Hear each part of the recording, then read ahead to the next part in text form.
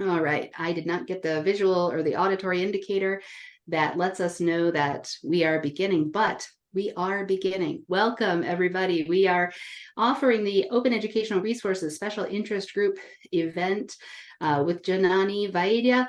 We're talking about cultivating an assent-based practice, perspectives, and considerations. Now, if you have already seen the learning objectives, you know that we are going to be talking about the concepts of assent, assent withdrawal, assent-based practice, and more. We're going to talk about that ethical code. We're going to be talking about contextual power and potential coercion in our clinical practice, and this is super important. Tonight's event will be recorded. So if you are here, please make sure that you've adjusted your privacy settings, maybe changed your name to appear how you'd like it to appear. If you are unmuted, you might want to mute yourself just so that we don't pick you up on the recording unless that's something that you'd like to have featured for posterity in the future. Our speaker tonight, let me do just a quick bio here. Janani is a board certified behavior analyst, researcher, writer, and editor. They're a faculty member. Oh, there we go. They're a faculty member at, National Louis University, and they serve as an affiliate researcher with the Louisiana Contextual Science Research Group and the Assent Lab. Janani is a co-chair for the Gender and Sexual Diversity Special Interest Group of the Association for Contextual Behavior Science. Janani is trained in behavior analysis and contextual behaviorism, and their work outside of higher education, which we should all have, includes skill building and advocacy work with disabled and or neurodivergent adults, facilitating related skill training, conducting research that focus on developing different theoretical frameworks and, different theoretical frameworks for gender and sexuality, implicit bias, harm reduction, assent-based skill building and practice, disability justice and access, equity, and working from and conducting sensitivity training from a variety of media and publishing outlets. Don't forget to check out Janani's website where you can learn more about all of these things. I'm going to pop that link into chat. Before we go any further, if you have not already signed in for our Amazing C event, please be sure to do so as I turn over. Thanking once again our sponsor for tonight's CEs. To our speaker, please join me in welcoming our amazing presenter tonight. Thank you so much for that lovely introduction. That bio sounds a lot fancier than it should be. I wish I were that put together in life in general. But hello, everyone. I hope you can see the screen. Let me move chat amazing. Over. Awesome. Thanks. All right.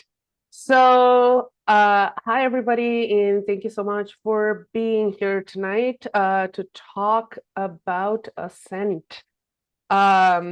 Before I start, this is just a values thing, but I deeply buy into the core assumption that sort of none of us come into being individually or in an isolated way, and that includes myself. So I'm here today because I'm a product of several intersecting and convolving humans, contexts, types of training. And so anything that you find of value today to take away from this talk is the result of being shaped by all of those, like being able to share space with all of those people and in all of those contexts. Truly some brilliant and kind humans and teachers.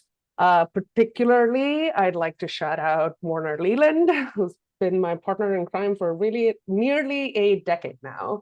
Dr. Emily Sandoz, and the Louisiana Contextual Science Research Group, and the folks from the Assent Lab, Bridget McCormick, Michael Fabrizio, Liz Lefebvre, Kelly Ferris, and of course, Warner Leland as well. Chat box like, I've heard of that or something. So a little bit about me. I've been a BCBA or a board certified behavior analyst since 2015. Primarily working in providing services to adult populations in the state of Illinois, specifically South Chicago suburbs. And my sort of research and these question mark areas are in the area of sexual behavior and gender, cultural humility and cultural responsiveness, consent and assent work, using like an interbehavioral contextual approach. And of course, as of the past 2 years, I have been teaching in an ABA grad program. Just a disclosure, I do receive financial compensation for consultation and dissemination on assent-based practice. So I would like to note that as I give this talk today. Just a little bit about my positionality and privilege. So I'm in my mid-30s. I'm neurodivergent with an acquired physical disability. I am queer. I'm a non-Black person of color in the United States. I am an atheist. I was raised Hindu. I'm what is known as Savarna or Brahmin with diaspora upbringing, middle class, expat and immigrant. I'm a salaried employee at a university. I'm English speaking and also multilingual. I have a master's degree in applied behavior analysis. I'm a behavior analyst. I get to conduct research. I'm a faculty member. So all of these aspects of my identity come together in ways to afford me access to certain freedoms to exist in the world, and some can also be certain restrictions to existing in the world. So as we're talking today, just some cues to look out for. Don't worry about having to memorize this. This is just in case these function as salient for you. So there will be points that are opportunities for discussion, points that are opportunities for questions, and some content that I've sort of flagged as like either repeatedly relevant, as in it shows up multiple times during the talk, or it's sort of a critical takeaway that I'm hoping for you to take away from today's talk. Again, you'll have access to the slides, so don't worry about that, and you'll have access to a bunch of resources as well at the end of the talk. So just be here with me. That's all I ask. Cool. So this is sort of a corny practice that the Assent Lab has taken on. And since we're talking Assent today, it feels valuable to bring it here as well. So when we say where we're going to start, we're going to start at the very, very beginning, because that is a very good place to start. So you can use either the chat box or your out loud voice to sort of share a little bit about what you're hoping to get out of today.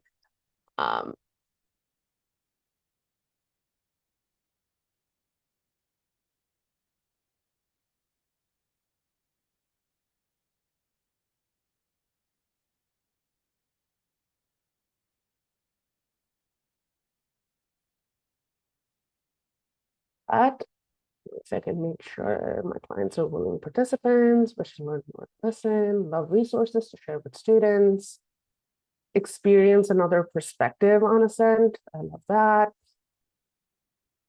Looking to strategies for building like wide, expanding my understanding, looking to see outer and inner setting issues related to implementation. Incorporate it into RPT training. Cool. Lots of lofty goals. I love it. Wasn't formally trained. Best way to gather and check. Cool. Keep those coming. And thank you so much for being so responsive. I love that. Veronica earlier mentioned the ethics code, so that's where we're going to start. Typically, when we talk about consent or assent, we're talking about this, or we have been historically talking about this in the sense of permission from clients in the context of our professional practice, right? And so specifically, the way assent is defined in our code as of the ethics code for behavior analysts that we started using this year is in the broadest sense. So it's mostly concerning sort of the scope of our practice, like where in the scope of our practice does procuring assent become relevant? And so the way the field has sort of been talking about assent, I think, is a little deeper, or at least hopefully a little deeper. And so I suspect for folks attending this talk or similar talks, we want to really be practicing how this is applicable on various levels of our jobs, right? Or in various contexts in which we show up as professionals. And so here is a super brief overview of some ways in which assent has been defined, given to us by the wonderful Bro and Smith in an article that came out just this year. So it sort of speaks to some of those aspects of what we would think of as assent-based practice. I know, right? Love a good table. Here's where I will ask for just a little bit of trust and patience. To quote my friend and colleague, Michael Fabrizio, it's really going to be okay.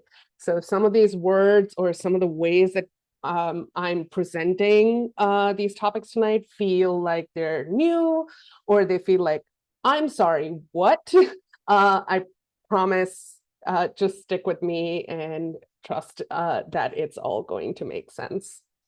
And so the way we're talking about behavior, specifically assenting and assent withdrawal behaviors, or the clients that we serve, is sort of in this way. So when I say the word context, what I mean is every aspect of the context. So I mean discriminative stimuli, I mean respondent stimuli, I mean operant stimuli, I mean antecedents, I mean consequences, all of that is captured in that word context. When I talk about repertoire, I'm talking about the repertoire of the behaving organism.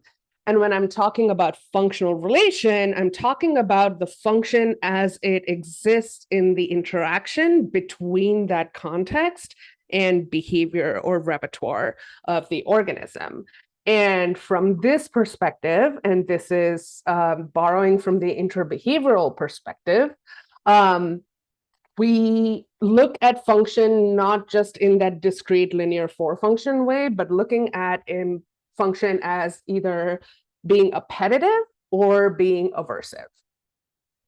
And what that really means is appetitive functions are ones that broaden the repertoire, and aversive functions are when we see repertoires get narrow, rigid, and really, really, really small. So let's start with aversives, because that's probably a little easier to connect to. Aversives are, again, aversive functional relations. When we talk about them, they usually happen through punishment and negative reinforcement contingencies, or any sort of antecedent aversive events, antecedent aversives that elicit behavior. And they sort of narrow or restrict or contract the entire field of factors that make up those interactions between behavior and context. So context and behavior is always interacting. So at any moment in time, my behavior is a function of my context, and that context is made up of all of these stimuli that I named earlier, as well as this entire learning history that I bring into, and all of you are also part of my context right now. And aversive learning can increase sensitivity to aversive contexts, and that results in repertoires that are really rigid and narrow and not super flexible. The flip side of that is what we call appetitive functional relations. So this can typically occur via positive reinforcement, but really what we're looking at is behavior as a function of its context broadening? Is it flexible? Is it seeking, exploring, engaging behaviors? And are there increased degrees of freedom for the organism to hit levers, to make choices, to engage, be adaptive, all of those things, all of that, when we see all of that happen, even in the face of contacting any aversive stimuli, we would say that those adaptive responses, those flexible responses, all of that is largely a function of being under appetitive control or as a function of an appetitive context. So I know some of these words can be new, and I will pause here for folks to ask me any questions about those two concepts if they would like. drop it in the chat, unmute yourself, whatever feels good to you.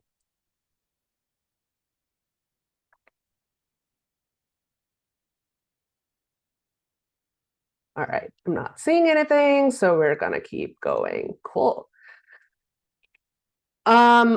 Another aspect, conceptual aspect, that we sort of use when we're talking about assent in this way is something called degrees of freedom.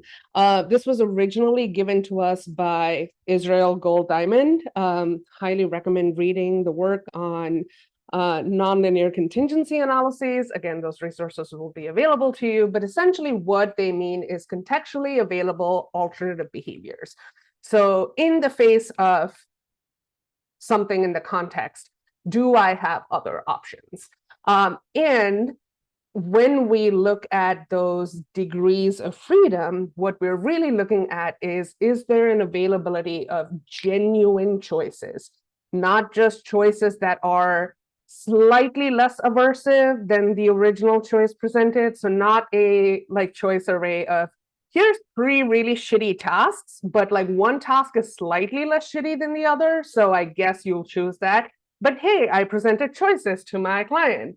No, that would still fall under coercion because we're suppressing those appetites, we're increasing the aversive control, we're basically making them choose less of several evils, right? And so what's really important about that, or when we think about the ways in which we offer freedom in our professional context, is that it's not the absence of coercion. So simply offering choices doesn't mean that you're not engaging in coercive behavior towards your client, or you're not setting up a coercive context for this client.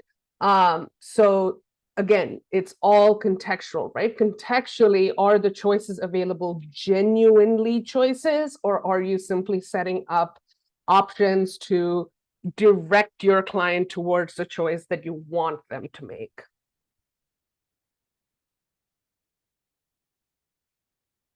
Ooh, no, that was too far. So the reason I'm spending time talking about this, sort of setting up all of these conceptual pieces, in case this is starting to feel like a class, I apologize. I do teach for a living now. But the reason I'm talking about this particular perspective is because I think it plays a really big role in my job as a behavior analyst.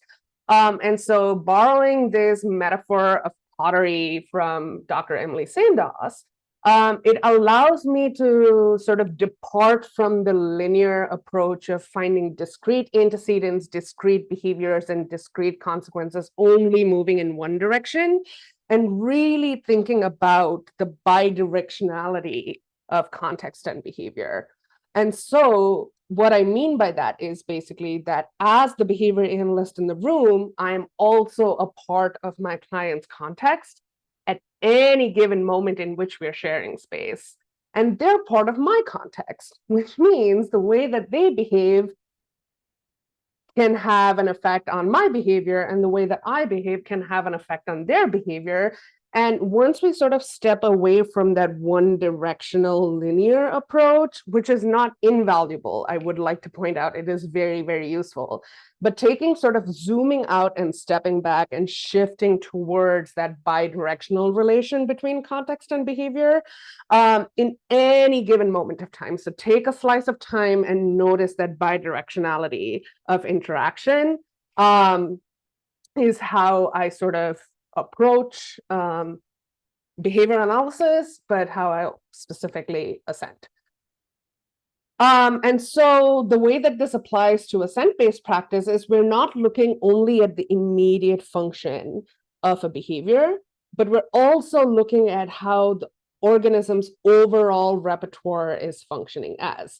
So the immediate function can be that immediate instance of an assent giving or assent withdrawal behavior can be a function of an aversive, it can be a function of escape, it can be a function of attention, it can be a function of all of those things. And when we zoom out, we look at sort of how is that one particular behavior also part of this entire learner's repertoire in the face of that overall context. So in that entire, what we call a behavioral stream of events, how does the learner's entire learning history, what are parts of that that become salient in the present moment in which they're engaging in that discrete single instance of assent giving or assent withdrawing, and why does that matter? And so when we think about an assent-based practice, we really want to be thinking about that inherent embedded bidirectionality piece, because what is salient to our learner becomes salient to us as well. That allows us to become more flexible and broaden our own repertoires as clinicians. And as part of the ways in which we train the team of support of people supporting our clients, it can also help shape more flexible repertoires for them as well.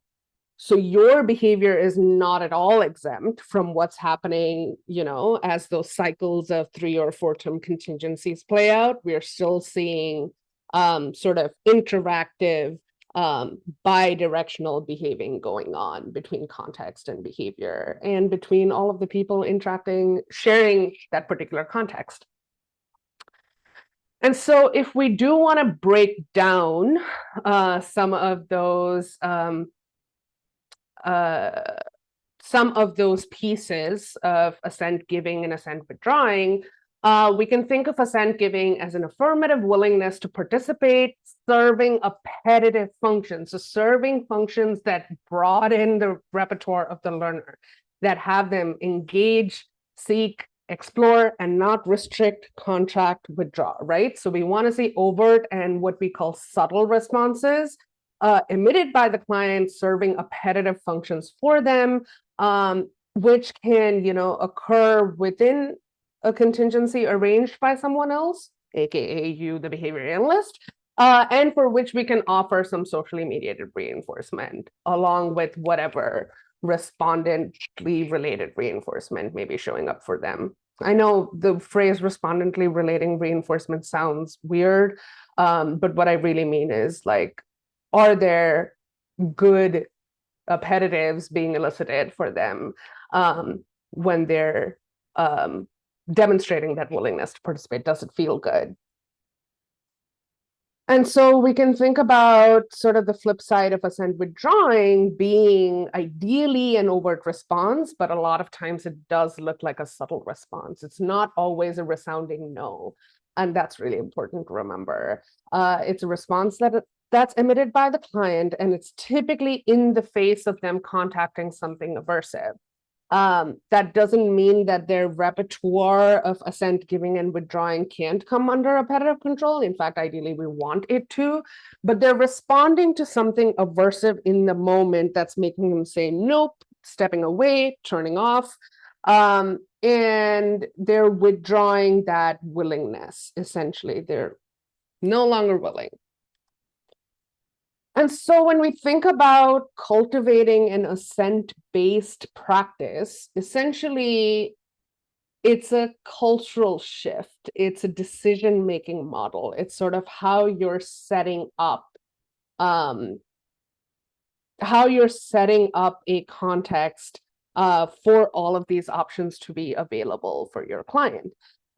So essentially, what we're looking at is assisting with skill building towards what we call developmentally appropriate autonomy transfer. So what that means is that something that's, we're not going to ask a 6-year-old to make life decisions, right? So in that way, building that skill of assent giving and assent withdrawing at the level that the client is at, and defining for treatment planning what are negotiable and non-negotiable moments to intervene. When are times that assent withdrawal is an absolute no? When are times that there may be assent withdrawal, but there's other concerns like safety, risk, burning buildings? We always want to make sure that in cultivating an assent-based practice, that assent withdrawal contacts reinforcement, not negligence. And we want to also use it as an opportunity to teach clients to advocate, right? That self-advocacy piece of being able to say no, understanding or noticing when they are a no to something versus when they are a yes to something. Like when is a yes an enthusiastic yes and a true and genuine yes, and when is a no, being able to identify that for themselves. It's about being able to balance the maximization of choice while we're minimizing risks that may come from those choices. And what's really important for you, the behavior analyst that's in charge of treatment planning, is using those instances of assent withdrawal as a cue for you to go back to the drawing board, make changes in programming that will be more values consistent for your client. And so all of that was a lot. So if you really think about what are the things that you want to make sure you have in an assent-based practice, you want to make sure that you are honoring assent withdrawal, which means that, yes, you are reinforcing escape maintain behavior. And here's the reason why. We as the interventionists, whether you're a teacher, whether you're the RBT, whether you are the behavior analyst, you have the skills to shape an environment that can evoke behaviors by accessing appetives and minimizing coercion. So we don't need to force compliance from our clients to make progress. An essential component is that iterative ongoing feedback loop. Every instance of assent giving and assent withdrawing, especially assent withdrawal, is information for you to go do something. It does not simply mean that, oops, client said no, gonna try again tomorrow. Sometimes it can mean that. But again, that's a contextually relevant decision. That's not a decision that's always while we're reinforcing all of the instances of assent withdrawal, it also means that we have work to do. We don't just get to de facto neglect our clients and say, nope, he said no, so he's just going to hang out in the clinic till his mom comes to pick him up or whatever it is, right? So it is an iterative ongoing feedback loop. That no is information for you to go back to the drawing board, make changes, look at the data, all of these things. Which brings me to data-informed decisions. Topographies of assent and assent withdrawal can be idiosyncratic, right? Every learner is going to willingly participate or withdraw in different ways. Some people have it in their repertoire to say no. Some people don't have it in their repertoire to say no. And so what's important for you as the person that's in charge of treatment planning is to collect all of those topographies in which you're noticing yeses and nos happen, whether they're vocal, whether they're non-vocal, whether it's in body language, whether it's in like subtle changes in their like affect, making a list, an ongoing list based on observations with your client about what assent giving and withdrawing looks for them. So focus on function over topography. While you're noting those functions, basically look at towards moves, away moves. It takes practice. And this is a skill that gets shaped over time for yourself. So if there are things that you're noticing now that you maybe didn't notice 6 months ago, don't beat yourself up about it. The more you know, the more you do, right? And so this is all about practice opportunities for yourself and for the people that you work with. But essentially zooming out and looking at it as, is the client moving towards the thing that you're putting in front of them, or are they moving away? And what is that movement looking like? Can really inform what does assent giving and withdrawing look like for them. And as always, ensuring safety and holding on to non-negotiables. So if there's something that is non-negotiable in a context, so for example, not leaving a burning building I would consider as a non-negotiable, right? Excuse me. So if someone is not giving you their assent and there's a burning building in question, that's a clear non-negotiable event that you want to be like, I'm really sorry, and we can, you know, co-regulate and repair once we are no longer in the face of this non-negotiable event, but this is a non-negotiable event and I have to help you exit the building. Right. Yeah. So you always want to, the reason that it's helpful to think about those data is because data on assent withdrawal and assent giving for various programs can give you a lot of important information of where are the opportunities for, one, are there enough opportunities for clients to give or withdraw assent? And if there are not, how can the program be adjusted to create those opportunities for your client, right? So you always want to look at those data to inform your decisions. I think I see a question in here. How do we utilize this technique with clients who have been classified as having ODD? Can you say more, Lauren?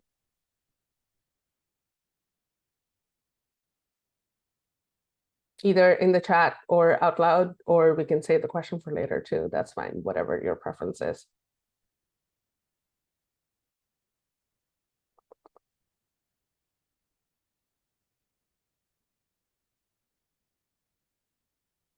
How do we know that dissent is true dissent? Yep, function, right? That's a good question. We don't until we functionally look at whether that dissent is true dissent. And I'm talking about this a little bit later about like, especially with adult clients that I've worked with, they come with a long history of overcompliance because that overcompliance has been, any instance of non-compliance has been so punished and for so long that there is a tendency to yes at everything, even if it's not a true yes, in the same way that clients may say no, even if it's not a true no. And that's something that you can identify with your client via observation, via trying different things out. It's not, sorry, I don't have like a direct or a magic answer. I wish I did.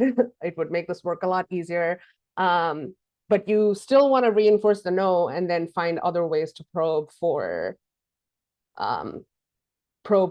identifying whether the no was an actual no, or was that a no to this but something else, please, which is again highlights sort of the importance of why no doesn't translate to neglect.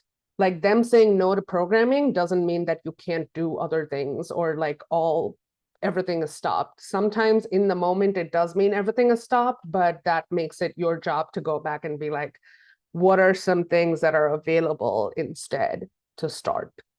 So I hope that sort of answers your question.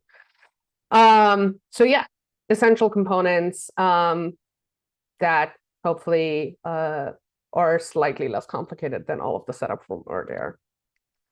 So what that means is we want to aspire to some things when we aim to aspire to some things when we are cultivating an assent-based practice, right? So we want to have those concurrent schedules of reinforcement for withdrawing assent and giving assent. So we want to balance those schedules. Yes, we are reinforcing a lot of times probably escape maintain behavior. That is okay. Sometimes I don't want to go grocery shop. Not sometimes. A lot of times I don't want to go grocery shopping in person and I am using Instacart. Or someone calls me on my phone and I've had a long day of meetings and I don't want to talk on the phone anymore and I reject their call.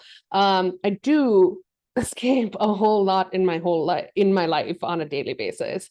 Sometimes I don't want to get out of bed. Sometimes I don't want to take a shower when it's freaking 20 degrees or something outside. I live in Chicago, so that happens a lot. In fact, 20 degrees is practically summer at these times.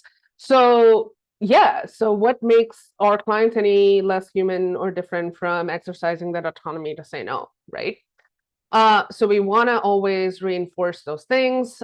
We also want to simultaneously shape a response class of assent giving. We want to give clients the tools and the skills to be able to advocate, to be able to enthusiastically and willingly participate in things. We also want to shape assent withdrawing response classes. Maybe the way that your client right now is withdrawing assent is by biting someone.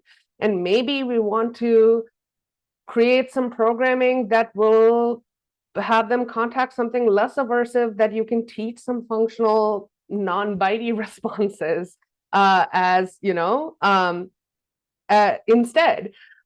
Sometimes my cat will absolutely nip at me when I'm petting him because he is withdrawing his assent to touch. And I have, over time, having shared space with him for a few years now, have learned to identify more subtle behaviors that he engages in advance to that biting, so that I stop, you know, when I see those precursors. And that takes having shared space, context, time with him, and learning his subtle cues. I realize as a behavior analyst, it would probably be more helpful with human examples, but cat is what came to mind right now when I thought about biting. So, whoops. But the concept holds in terms of consistency. Oh, Michelle, I'm really sorry about your pug. Pet deaths are awful. What were we talking about? Assent withdrawing response classes. So we want to shape both of those things as well. We want to give our clients tools to be able to enthusiastically say yes and no, and have those responses generalized to like teach that self-advocacy piece. We also want to continuously revise our intervention arrangements because we want to support our learners' effective and efficient skill acquisition. And we want to or we aspire to analyze, do component analyses of conditions that will occasion that like expansive repertoire, or analyze the contexts that may constrict the repertoire. Is it that somebody showed up? Is it a bad day? Is it like contact with a particular thing? Is it that school's restarting in a week and we don't want that anymore? Like, how can all of those things either expand repertoires or constrict repertoires? Is it something sensory? Is it that the lights are too bright? Is it that you're just having a day where you don't want to be touched? All of those things can have an impact on the ways our clients are saying yes and no to things, right? So we want to be able to analyze and assess those conditions. I can't emphasize this enough. We don't ever want to aspire to, the goal of an assent-based practice is not to aspire to assent withdrawal responses occurred equal to 0. That is not the goal of an assent-based practice, because everyone deserves the right to say no, and on a regular basis. None of us, right? Absolutely none of us, and I can say that with a certain degree of confidence, are so good that our clients are never going to have a problem with what we're offering them. Clients, your kids, your partner. Escape and avoidance are adaptive responses for humans. We do not want to extinguish that from an organism's repertoire. That's any organism, from my cat to the people that you work with to whoever, right? And if you're seeing assent withdrawal at 0, that's your cue for there's probably an overcompliance issue, or there are topographies of assent withdrawal that have not been noticed yet or have not been reinforced. But what we call non-compliance is a social skill. It is an adaptive response. It is never, ever, ever on any level, on the level of the individual, on the level of the group, on the level of the culture. That is not something we want to extinguish from the human species repertoires, right? At any of these levels, which means no's are absolutely okay. And in fact, if you don't see no's, that should be a flag for you that we want to be looking into and investigating, because there could be things happening. All right, here's my second pause because I just talked a lot. Any questions for me so far? I think I answered Lauren's question, but if we have anything else, there's an opportunity.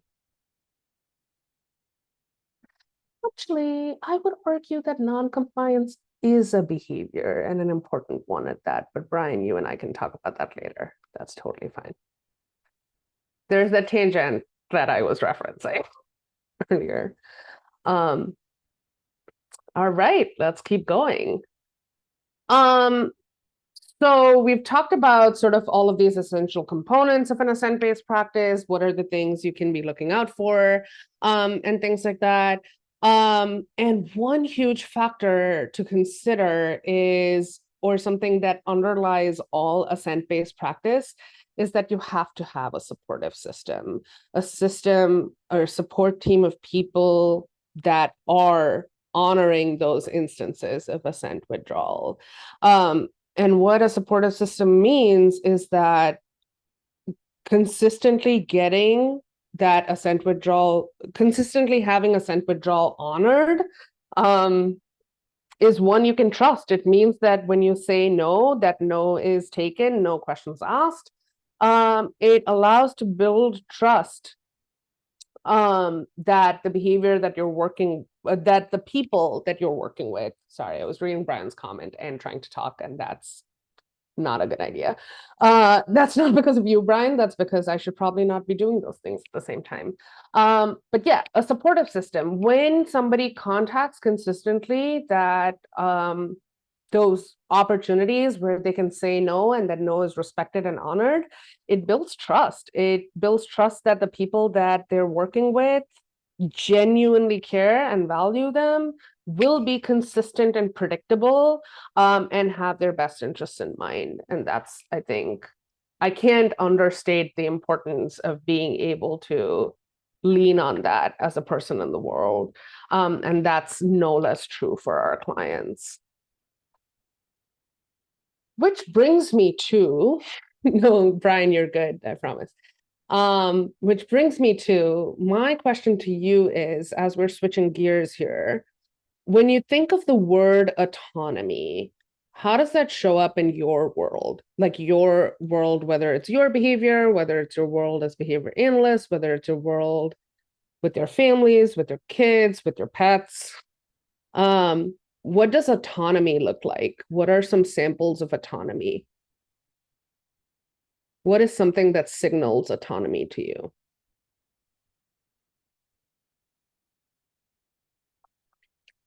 Freedom to explore my interests and passions, ability to rely. Yep. Negative reinforcement isn't the pressure. Oof, I hear that. I hear that. Buying anything I want at the grocery store, absolutely. Making my own choices, deciding what I want to do. Lots of choice making. Yeah, it's the right to make a choice, but not freedom from the natural consequence of behavior. Yep. See it, love it. The ability to decide or to do or not do something. Yep, choice making, right? Making a decision. Rely on your own experience, upholding your values, meaningful choices, doing my own thing. Yep, love these answers. Keep them coming. Independence, respecting boundaries and values. Absolutely. I love all these answers. Now I feel like I'm just preaching to the choir. So whoops. Sorry about that. But the reason I bring up autonomy is that our field often speaks of independence as sort of the goals, or what we call the quote unquote gold standard outcome, treatment outcome for clients, right? And this is kind of an ableist idea and a Western idea, and I won't go into decolonization right now, but essentially it's ableist. This idea that a person is only quote unquote worth more if they can be truly independent and succeed without support. And let's face it, that's not the reality for anyone's life. When my plumbing goes out, I don't pull out my tools and fix my plumbing. I call the plumber.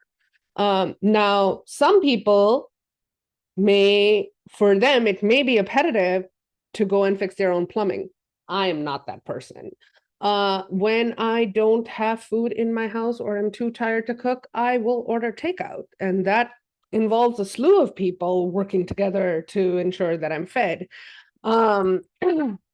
When I'm upset, I call my friends. When I am tired, I go lay down in a bed, or I ask someone to help me with something. When I'm stuck, I reach out to my mentors. When I am super distracted and having an ADHD day, I call my sister and ask her to make me a list so that to help me prioritize what I need to get done that day.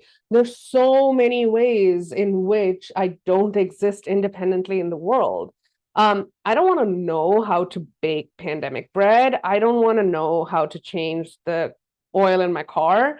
I don't want to know how to fix up shit in the house. I don't. And I have the freedom to not want to do those things and to seek out support to have those things done. And so I really urge people to consider this shift about pursuing autonomy. And sometimes that autonomy can mean pursuing independence, but it doesn't always have to be that.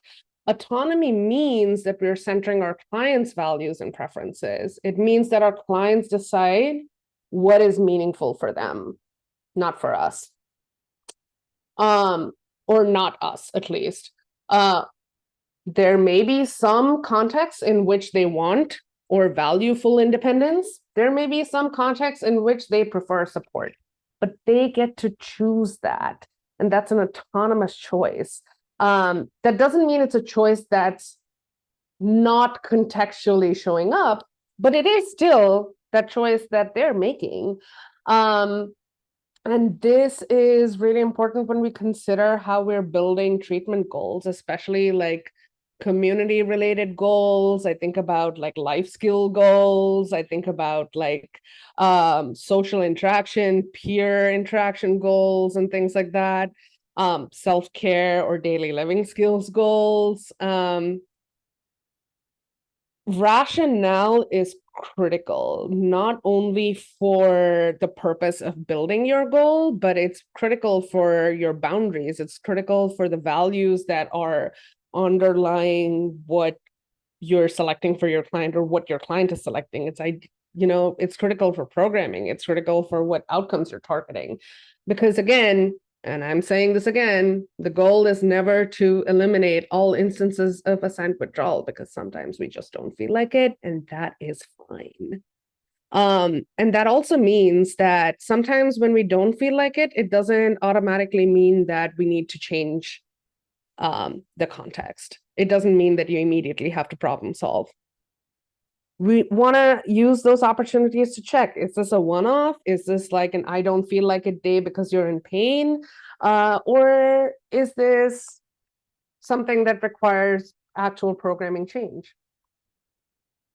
Because it's really important to consider, or rather pursuing autonomy means that we are also pursuing mutual respect in that client interventionist relationship. It creates a space to further engage in some other behaviors, and you're more likely to see demonstrations of resilience, courage, and effort, because it creates safety for clients to be vulnerable with you. And that vulnerability has to contact reinforcement. Sometimes saying no is a really vulnerable thing. Being able to truly say no. There are so many times I talk about assent as a professional, and there are so many times I don't say a no to something that I'm feeling a no about because of some other contextual factor, or because I'm still practicing saying no when I'm feeling a no. That's also true for our clients. So when we think about following through with the contingency, what's really important is following through with the contingencies that you've promised your clients, not compliance from them. So considering all of these things,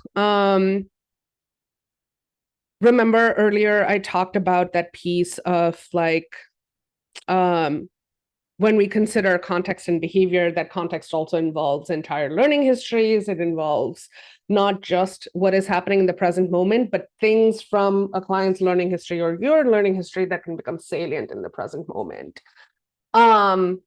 So when you're thinking about the ways in which you function as a behavior analyst, to what extent are you able to conduct a probability analysis of your client's responses when you're designing interventions? So to what extent are you able to predict how they're going to respond, or predict what factors may be influencing how they respond? So thinking about those dissent-assent things, right? Like, are they assenting because it's a true assent? Are they assenting because saying no before has not been reinforced?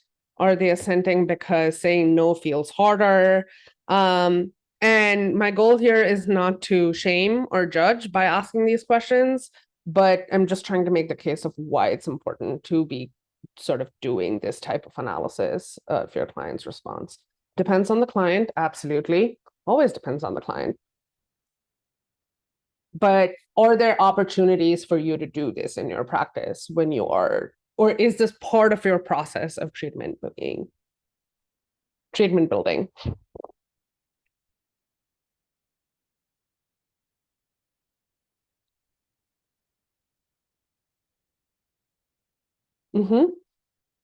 Not so much, dependent on the client, dependent on the context, absolutely. But there are absolutely opportunities to do so. Love that. The question is, are you doing that then?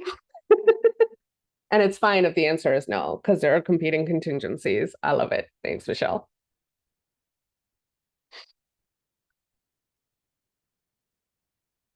And the reason, again, I ask is because that learning history piece is a huge contributing factor when we think about our clients' assent giving and assent withdrawal repertoires, right? Especially those over compliance pieces, history of people leaving. Like, again, this is all coming from my experience with working with adult clients, but adult clients that I worked with have a long history of institutionalization. They have a long history of being told to go places and live there now, and that's their home. They have a long history of like reckoning with staff turnover, which means that there's a staff that they have actually built a relationship with, and one day, boop, they're gone, no explanation, no consent, no, like the client is not taken into consideration at all, because that is a reality in the field that we work in. Oh, I love that. Modifying the language to create an ability. Yep, perfect. That's exactly what it is. And sometimes it's that lack of reinforcement, that, you know, huge degree of escape extinction that, you know, is part of a client's learning history. So for example, I've had clients where, you know, when we did this sort of contingency analysis, there was this thread of like, when I hit people, they leave, but I'm hitting people because I'm scared and I don't know how else to get my needs met. So that behavior, that same behavior that was an access behavior, was also a behavior that contacted punishment. And if the repertoire is limited, then that means that one behavior can have so many functions for that client in that same interaction, right? Especially that history of compliance piece that has so much relevance to when we consider assent giving and assent withdrawing.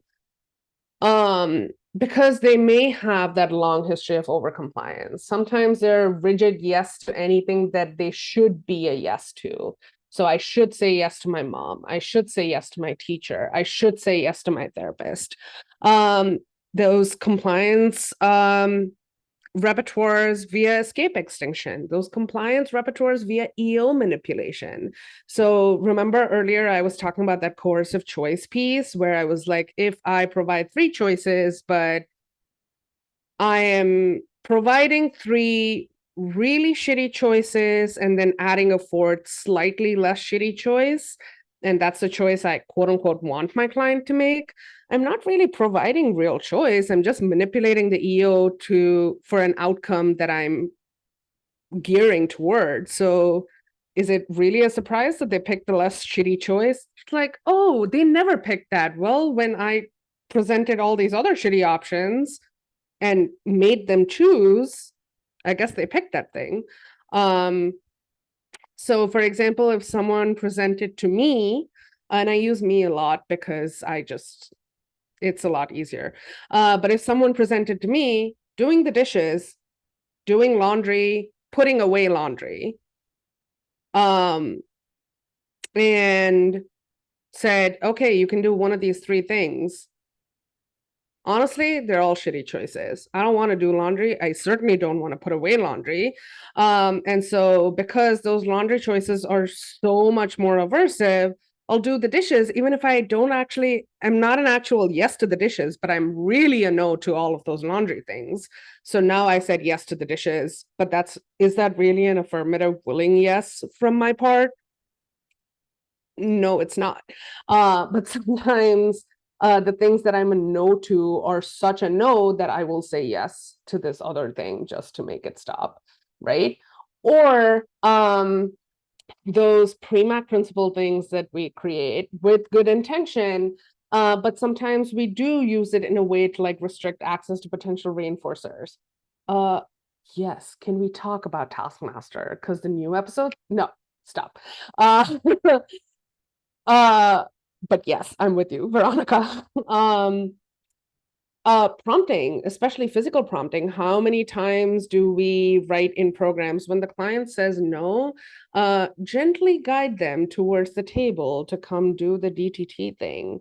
I can't tell you how many students I interact with that come to me, or especially when I'm overseeing their like research projects and things, they're like, oh, I want to teach FCT. And the FCT example is, well, the client didn't come to the table when they were instructed to, so I put my hands on their shoulders and guided them, or I pointed to the chair and said, please sit down. I'm like, okay, no, no. But like we're all guilty. Like I'm guilty of so many like not honoring assent withdrawal things. I wasn't born this way. I have definitely done things in my professional past that I now look back at and I was like, that was fucked up. But again, the more you know, the better you do, right? So assimilation and masking, that's such a huge part, especially for the client population that we work with. It's neurodivergent people have such long histories of masking behavior that it takes a lot of skill to even tact when they are masking for themselves, tact for themselves, forget tacting for other people, right? Like, what does your own masking look like? What does your own assimilation behavior look like?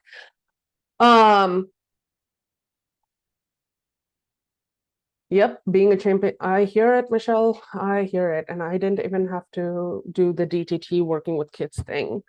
But I hear it. And sometimes self-report is not always accurate. So talking about that true dissent piece, I think about this usually makes me think a lot about like my own learning history around self-advocacy. It's still like a work in progress. There's still times that I'm not good at advocating for myself. There's still times I'm saying yes to things that I'm actually a no to. There's still times that I am masking. And so all of those pieces become important for us to consider when we are treatment planning, when we are like looking to shape all of these repertoires for our clients, right? And it's not easy. It's a complex thing to look into and do. Frankly, it would just be a lot easier to differentially reinforce treatment plan in the moment, but that would just be an incomplete job. Which brings us to considering a nonlinear contingency analysis, right? So the likelihood of saying yes being a function not only of those past consequences or past reinforcement of that yes, but also of past consequences of saying no. We're no punished so often enough that saying yes just became more likely as a result. Looking at current and past consequences of yes responses only. So it may not be the case that they are the present reinforcer. This is why that zooming out piece is so important, because it's not only about the contingency that's occurring in the moment. It's not only the present consequence that's evoking a yes response. There's all of these other pieces that are influencing the likelihood of that yes response. And it's important for us to look into those things, which is why like getting descriptive data is so important. It's so important to look at, like, get as much information as we can get. It's so important for us to make those continuous observations, because information is power. Information is what allows us to make those predictions and analyses of yes responses and no responses, right? So it's important to consider whether those yes responses are affirmative, willing yeses, whether it's a function of that appetitive, of the appetitive context, like I was talking about earlier, or if they're simply escaping or avoiding the consequences for saying no. And it's like a sad reality, but it is a reality. And not just a sad reality for our clients, but like take a look at your own behavior and you can point out to how many times we are making choices that are not genuine. Like we're not moving towards a choice, we're simply escaping some other choices when we do make that choice, right? Which, womp womp, but true. And so when we think about coming back to that assent-based practice piece, it requires us to develop that nonlinear analysis. It requires us to take into account that historical context. It requires us to look at the immediate occasioning stimuli and immediate context, combine that with that historical context, and look at what those alternative response patterns may be. So if we look at a single instance or a linear analysis of assent withdrawing, an SD may be an instructional task or the presentation of some cue that signals the availability of this reinforcer of the clinician emitting some response, right?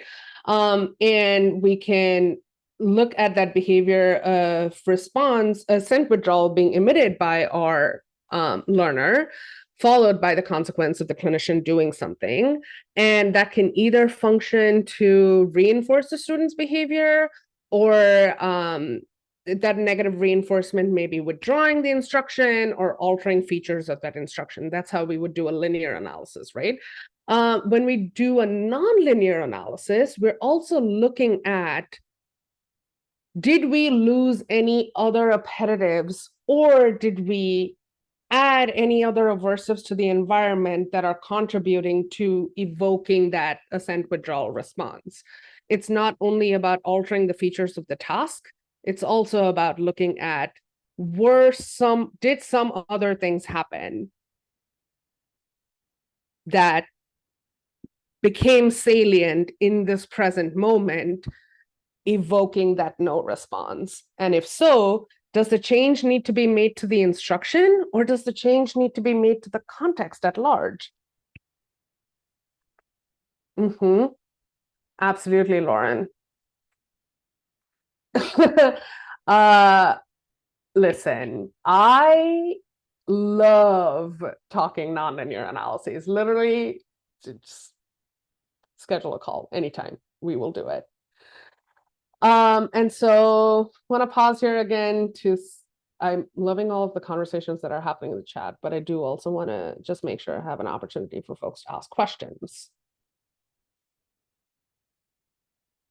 How essential does something have to be non-negotiable? Immediate life-threatening situations are obvious. Issues like taking medicine, sitting in a car seat, expanding food repertoires, maintaining a sleep schedule, hygiene issues. they're idiosyncratic to your client, always. And two, I would always look at, are there adaptations to that? So for example, if someone's sleep schedule is 4 a.m. to 12 p.m., how is that contextually impacting their life at large? Is it really, or is it just that we are abiding by the rule that they should sleep in a certain way or sleep at a certain time? There's a lot of, especially with neurodivergent folks, there's data around like having different sleep schedules actually enables like greater productivity for ADHD folks, for example, or folks with ADHD, things like that. When we talk about expanding food repertoires, taking into consideration things like sensory sensitivities or taste sensitivities as factors. For example, I have, as a neurodivergent person, there's things that I label safe foods, right? Or I will only want to eat chicken, like fettuccine Alfredo for 3 months, and then we'll never want to look at it again in that year. Or right now, I'm a cereal guy, which means I eat like a couple bowls of cereal in a day. And that's where I'm at. Sometimes it just means my appetite is shot. And sometimes that appetite is shot because of factors like stress, and things like that. Versus physiological issues versus so many other things, right? So like looking at adaptations, is it truly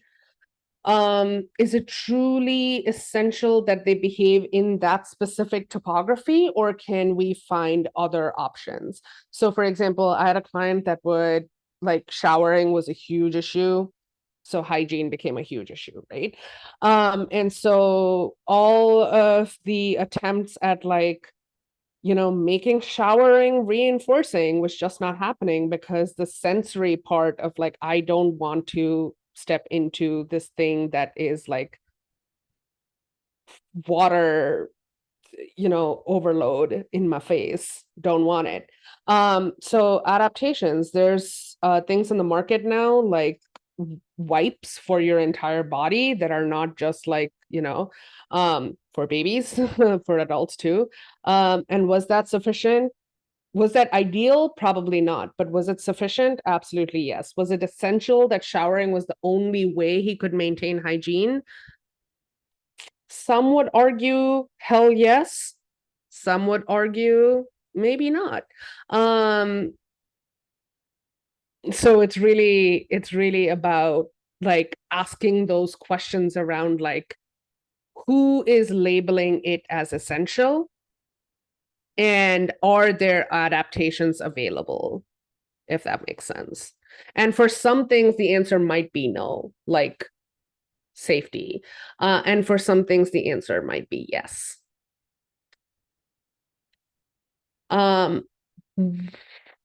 Of course, I am way not even close to being done. Sorry, I'm just looking at how many things I want to talk about. So this one last piece. Sorry, I'm going to skip slides right now because we only have 10 minutes. Whoops. So we have this tendency in our field, again, as part of our training, to be trained to participate in saviorism. And this is not only a fallacy of our field, but it's a fallacy of the helping profession at large. Mari Serda, Dr. Mari Serda, at a talk, I think in Therapeutic Colonization or something, talked about like, we don't need to save the world, we need to change it, right? And that means like working together. And there's this sort of definition of specifically behavior analytic saviorism by Jingles and Prudhomme. But essentially, it's that shift away from an authoritative role or an authoritarian role to one of support, which means creating a appetitive context as tacted and mandated for by the learner with, appropriate autonomy, which means that you as the behavior analyst in a room contextually are always probably going to have more power because you have more power simply by virtue of decisions that you get to make. And so it's our responsibility as the people with more power to exercise it responsibly. I said responsibility and responsibly, whoops. But essentially, contextually, when we have more power, that responsibility of considering what that context is pulling for, and is that context pulling for appellatives for our learner, depending on degrees of privilege, depending on learning history, depending on their repertoire, depending on all of those salient contextual factors. Are we arranging contexts that are evoking behaviors, serving appetitive functions for them, that are broadening their repertoires, that are helping or supporting our learners in being adaptive? Those are the questions to ask ourselves, right? And so the last piece, I'm going to skip over a few slides, but you have access to all of these slides, so you can go over them when you have, when you wish to. So where do we go from here? Where do we go with all of this sort of understanding, perspective shift, and things like that? So one, values and perspective shift is key, right? So we have to start looking at clients as whole embodied humans with a right to dignity, to autonomy and agency. And that means working in service of their values, not just your own. Thinking about our roles as one of support. So how are we arranging those appetitive contexts for our client? And ditching the rule book on how people are supposed to behave. It creates a lot of flexibility for how we provide support and services. Noticing shoulds. Whom should our actions be benefiting? Are those benefits values consistent for whom they are relevant? Oftentimes, stakeholders, or as we refer to them as stakeholders, so especially with younger clients, parents, guardians, their opinion or their behavior gets a lot more weight than the client themselves, or their values get a lot more weight than the client themselves. And it can be hard to compromise around that, or you have to find room to compromise around that.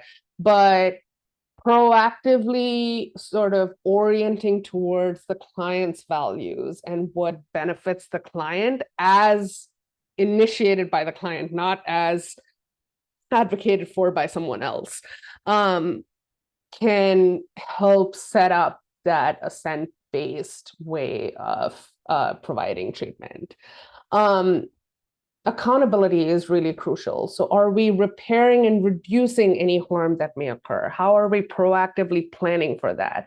Are there going to be times when we fuck up? Yes, absolutely. But what's important when those times happen is that, do we have the tools or do we have access to the resources that can help with repairing and reducing harm? And when it comes to sort of things that are organizationally related or things to consider, from the perspective of making changes at the organizational level, is clarifying proactively the values of the organization to the people that you're hiring, to the people that you're training. What are negotiable and non-negotiable for your practice? Where can this information be found?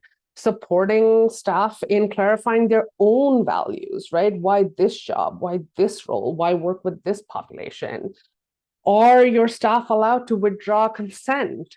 What are negotiables and non-negotiables for staff, right? And how can context be arranged for those non-negotiables to be honored?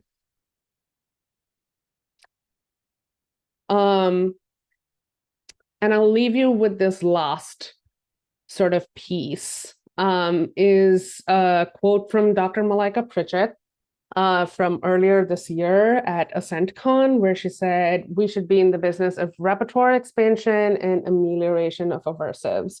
So I think orienting to that as a value, or adopting that as a value, is sort of key in this journey of assent-based practice or ongoing assent-based practice. I know we only have 3 minutes left, and I'm really sorry. But here's all of the references, and more importantly, here is a QR code that will take you to the references as well as a PDF of the slide in that folder. Meanwhile, I am scrolling through the chat to see if there are questions I am We have missing. some wonderful questions. So I'm going to go back up. The last question that was answered was about essential, like which things are essential versus not essential. But then below that, phrased in precisely as ironic a fashion as you would imagine, I wonder if you might speak to the pressure between feminine socialization with language, i.e. to frame as a question rather than a statement, versus providing true choices. Oh, yeah. So that's not a 2-minute question, Veronica. Right. Am I able to speak to it? Yes. Can I do it in a 2-minute soundbite? I will try. It's huge, right? Like which is again why like I keep going back to this like zooming out contextual piece of like what are all the things that become salient. This is part of that. This is part of that thing that you don't get to see in the short-term contingency, or don't get to possibly see in the short-term contingency, is framing something as a question rather than a statement. All of those things become relevant in providing true choices, and that's important to consider. One, like gender is complex and feminization is like feminine socialization is complex as well, right? So depending on the learner is my easiest answer, but that's unfortunately a whole other talk or a whole other conversation. So well, we do want to have you back for that conversation as well.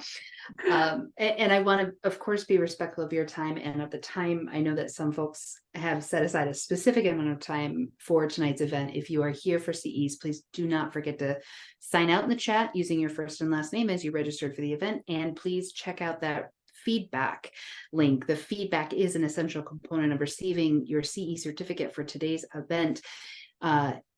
Janani, if you have time, may we ask? Oh, thank you. So I want to highlight this wonderful question in chat from Serena that says, what are your thoughts on behaviors which may be deemed non-negotiables as their necessary prerequisites to understanding client preferences, such as learning to choose so they can try new foods and they express food preferences, or participating in novel leisure activities where they can begin to express preferences and develop a repertoire? Sorry, I'm trying to find the question so that I can read it as well. Can you tell me if it's let me pop it in the chat here, the essential one, or did I miss it? Yeah, if you can pop it in the chat, that would be great.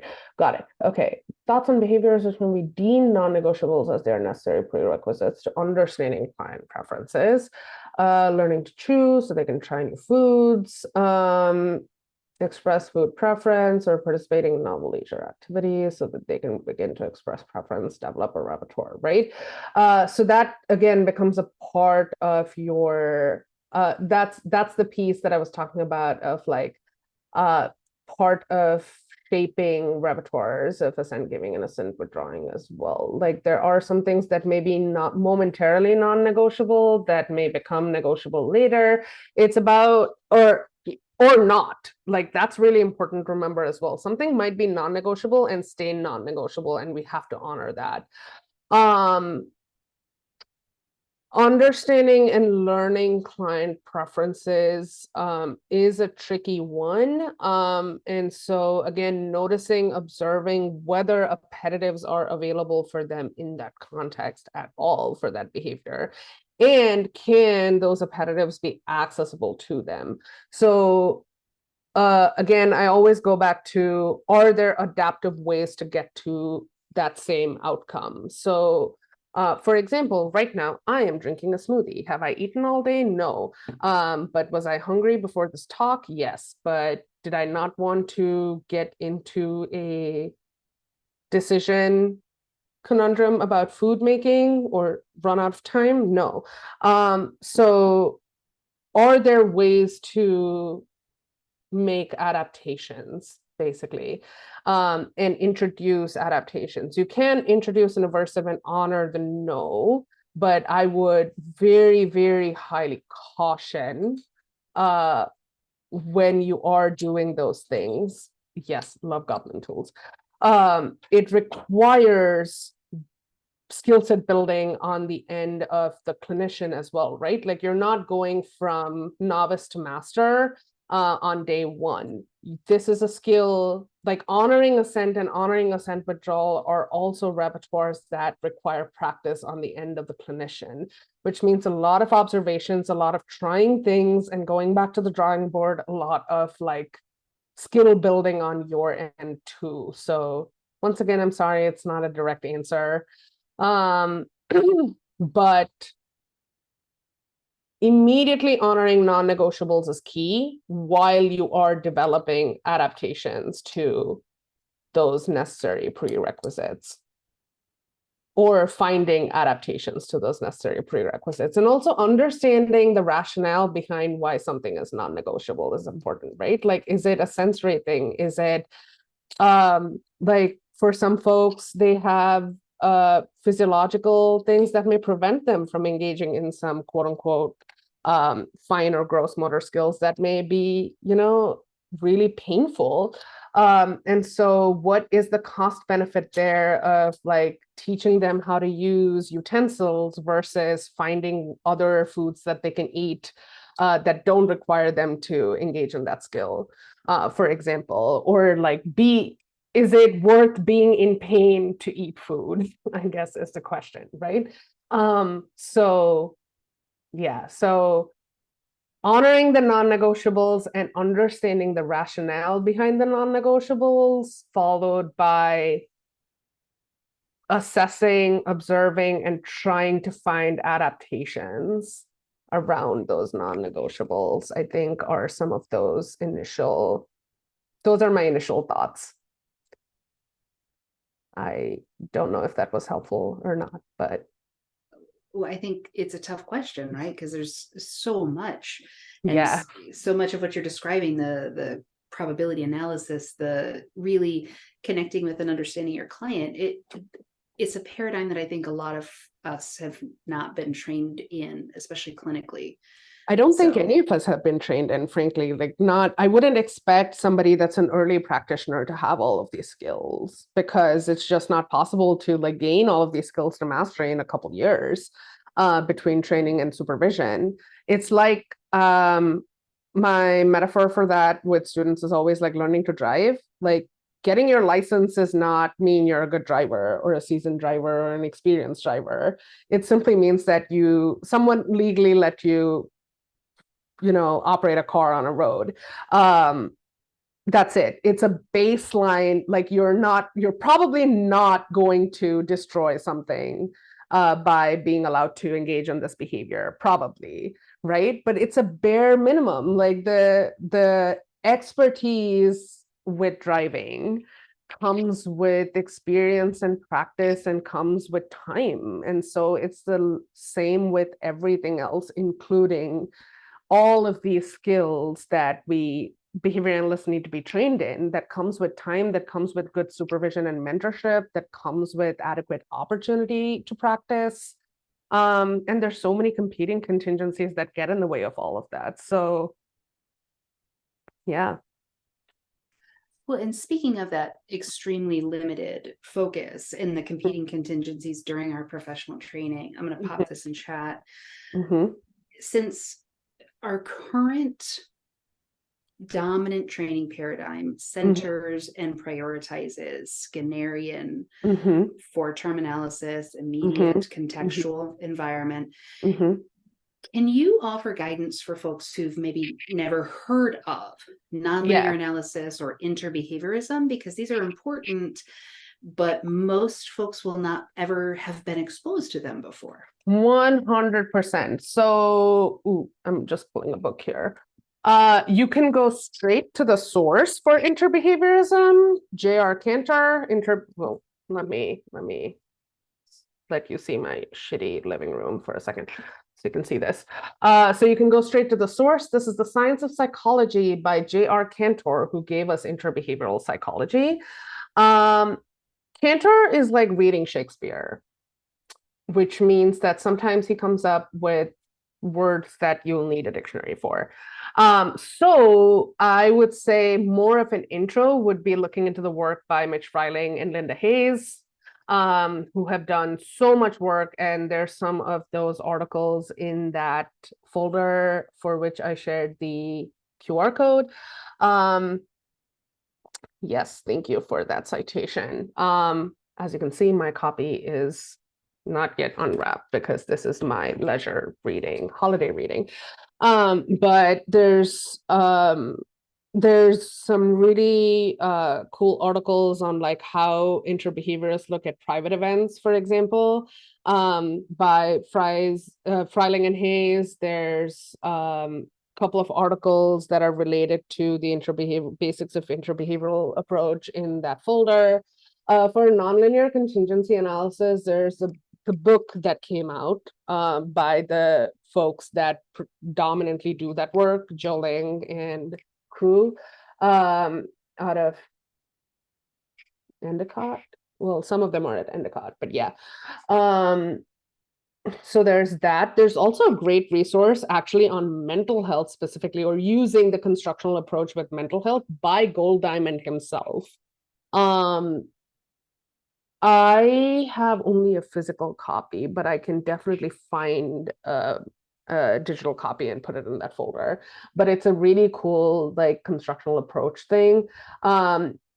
Yep, that's the one. Thank you. No, Kat, you cannot sit on the laptop. But the nonlinear contingency analysis book does break down that constructional questionnaire and things like that in, more accessible ways. And there's some ways in which they conceptualize degrees of freedom and things like that I don't agree with, which is I'm kind of like a jack of all trades. I borrow from radical behaviorism when it's convenient. I borrow from functional contextualism when it's convenient. I borrow from interbehaviorism when it's convenient, and from the nonlinear contingency folks when it's convenient. So, but there's like, in so many ways, all of these perspectives intersect in meaningful ways and also diverge in like some ways that can totally be talked about. Like Skinner, honestly, the way Skinner originally talked about the functional relation was actually more interbehavioral than the cause and effect way that it's now contemporarily talked about.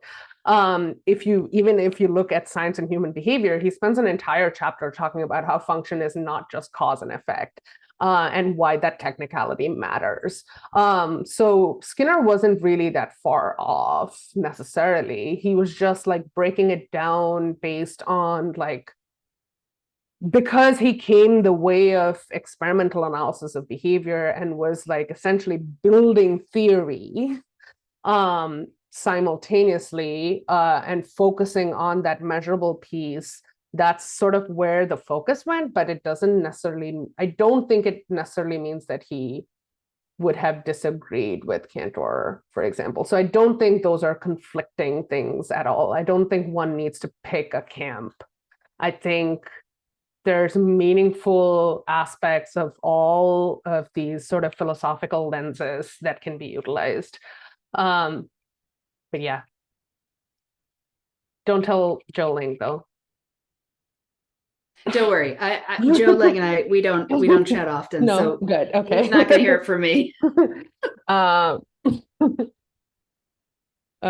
Yeah, but yeah, there's, and like I didn't learn any of those things in graduate school.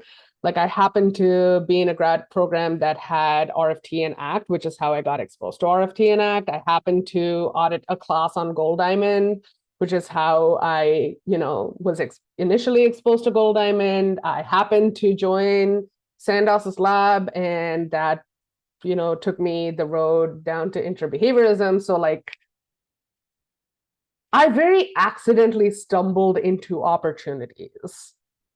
That's sort of the story of my professional life. So that's not a function of like, I just happen to have a great training history that like allowed me to have all of this. And like, frankly, like talking and working with all of the people that I've worked with over the years, like it's all like co-created opportunities for learning in so many different ways. So like, I didn't have the same perspective in this moment that I had even at the beginning of this year. Like my thoughts on Assent have shifted in just the last 11 months, right? So that's just a function of the more you know. Well, and this is such an amazing topic. The more perspectives that we have on these issues and the different theoretical paradigms that folks are bringing into these conversations, I think help enrich the entire community. And 100%. To conclude with that, I think when we're talking about non-compliance being a non-behavior, non-compliance being a behavior, whether it is or isn't, I think that we might all be able to agree that community could be treated like a verb. It's not something that you have, it's not a noun, it's something that you pursue and that you do. So thank you so much for being a part of this community and making community with us tonight. Thank you for having me. And thanks all of you for showing up. Oh, hey, Evie. I'm glad I didn't notice you earlier. I would have been very much less fluent. Thank you for showing up.